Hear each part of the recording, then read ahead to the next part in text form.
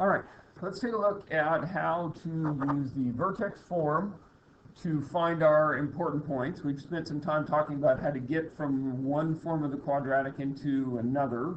One of the other things that we want to make sure that we can do is find all of those important points. I'm going to start with the vertex form because it's the easiest form to find everything from. And the reason for that is because the vertex form can be written as a transformation. That's really what it is a transformation of the parent function with a bunch of reversible steps. In order to understand that reversibility of those steps, we kind of need to add something to our basic understanding of the squaring parent function, and that is how to undo the squaring parent function. And I'll tell you right off the bat that what that is a plus or minus square root. We can look at that. You probably last year in geometry did Pythagorean theorem problems where you might have gotten down to the end where it said x squared is equal to, or c squared, let's say you're solving for a missing side, and it said b squared was equal to 12 or something like that, and so you said b was equal to square root of 12, and you did some simplifying on that and said it was 2 root 3. And we left that as positive because we were finding sides of a triangle, and it only made sense to talk about them as being positive. But the reality is that even with the negative square root of 12, if we squared a negative, we lose track of the negative and we get the positive version. So when we're reversing this, we have to keep in mind that it might have been a positive number, it might have been a negative number, and we have to keep track of both of those. This we'll find is the reason why we're able to find two x-intercepts, is because the reverse of this process generates two different things. So, reminder, vertex form looks like y equals a times x minus h squared plus k. You spent some time looking at that. If we wrote this as an arrow diagram, we would start with the x. The first thing we do is subtract h, and then we square, and then we multiply by a, and then we add k. Now the a could be a positive number, could be a negative number. Our parent function, we see, is this one right there. There's our squaring function. Everything else is multiplication, addition, subtraction, so those are all our basic transformations. And we can see from here, to understand what's going on, this direction attached to the input side of the parent function is a shift to the right of h, and then we're going to vertically stretch by a, which if a is negative will also include a reflection over the x-axis, and shift up k. If k is negative, that up will be down. The same thing on the left over here. If this h happens to be a negative number, then we're shifting to the left instead of the right. So let's take a look at some of the things that we can get from this. Our initial points on our parent function were -1. When we square -1, we get a 1. We put a 0 in, 0 squared is 0. We put a 1 in, 1 squared is a 1. And if we follow what happens here on the arrows, this would give us an a 0, and an a plus k. 0 plus k is k, a plus k here again. So we're generating some points that could show up on the graph. Adding h onto these, I've got h minus 1, h, and h plus 1. And in our original understanding of the parent function here, this was the vertex. And we have transformed the vertex there in this line. And so our new vertex we can see off of here is at the point h comma k.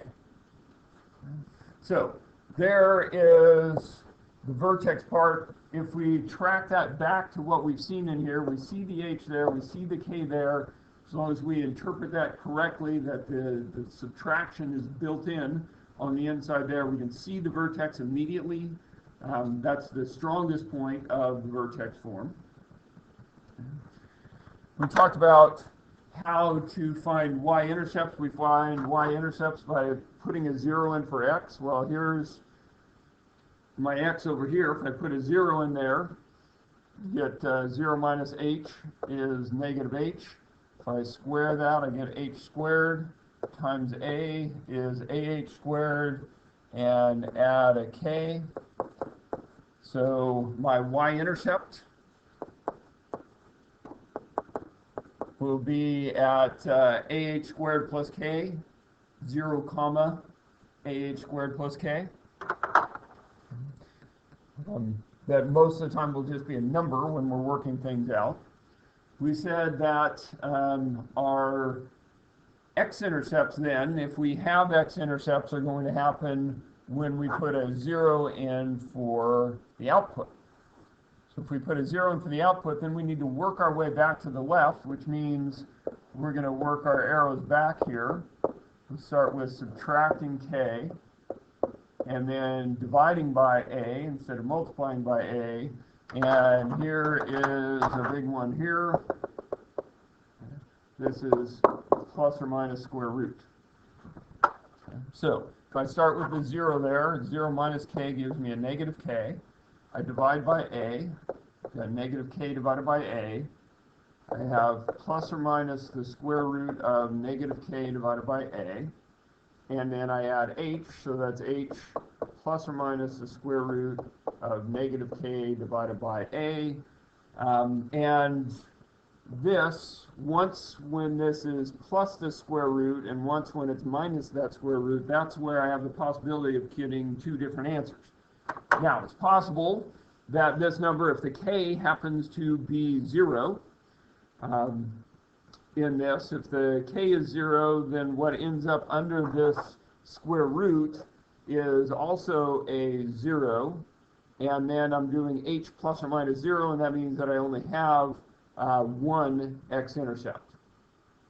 Now, if the negative k divided by a ends up being a negative number, I can't do a square root of a negative number, and so that would correspond to not having any roots along the way. And that would happen if, for example, if the a is a positive number and the k is a positive number, then this has been shifted up and it opens up, and so it would never cross the x-axis, and we can see that pretty plainly from there. Okay, let's do a specific number or a specific example with specific numbers in there and find these things. I guess the only thing that we didn't find, we hit the y-intercept, we just hit the x-intercepts.